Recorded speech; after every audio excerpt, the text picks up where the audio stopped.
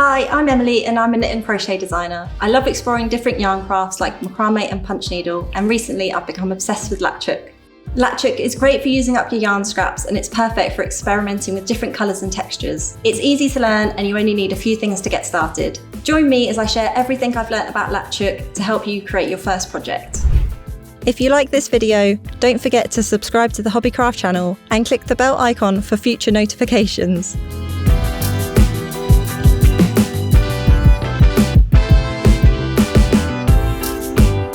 Canvas, latch hook, scissors, cardboard, needle, dowel, masking tape, yarn.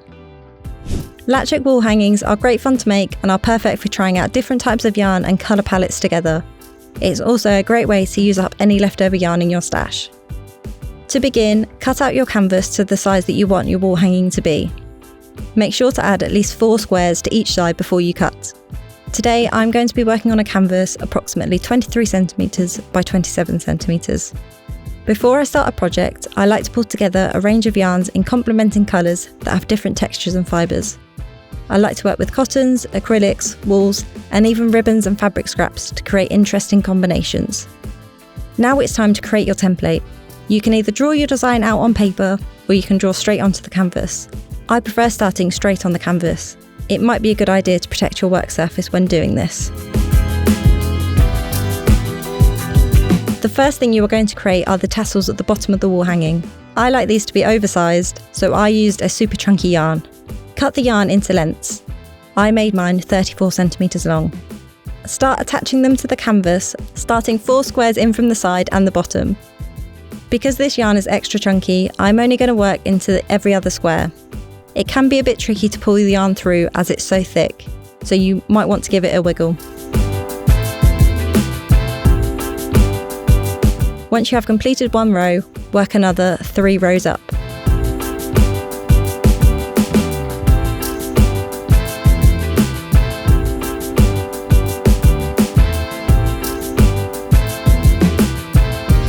Normally in Latch Hook, I would work each row completely.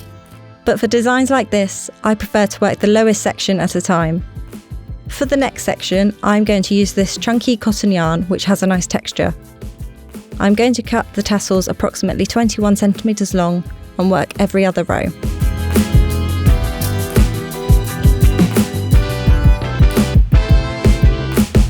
In the next section, I'm going to use a sage green acrylic yarn and create shorter lengths.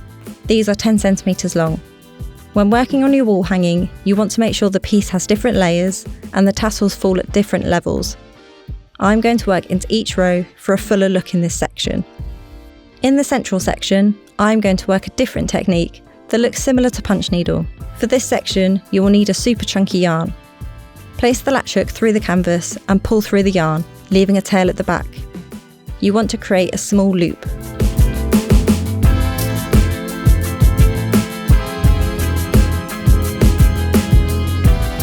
Remove the hook and place it into the next hole.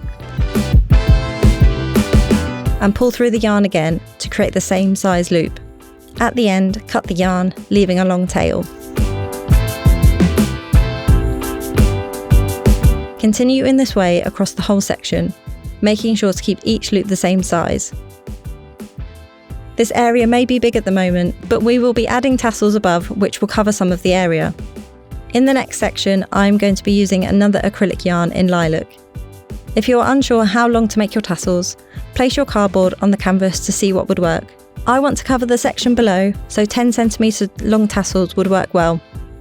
Because this is a finer yarn, I'm going to use 2 ends in each square and work every row.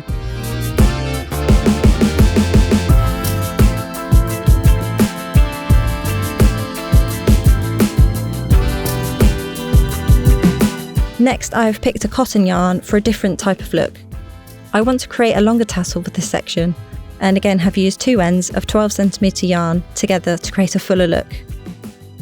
Next, I'm going to use the same lilac yarn as I did at the bottom of the wall hanging, but to make it look different, I'm going to cut shorter lengths at 10 centimetres.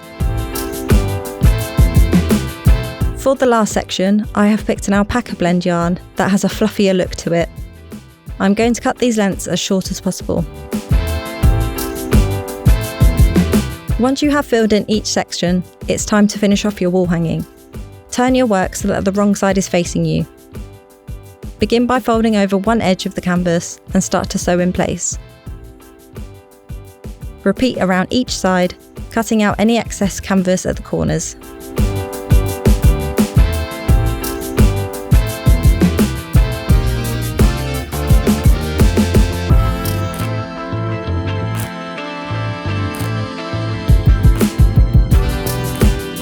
Now take your dowel and secure to the top of your project.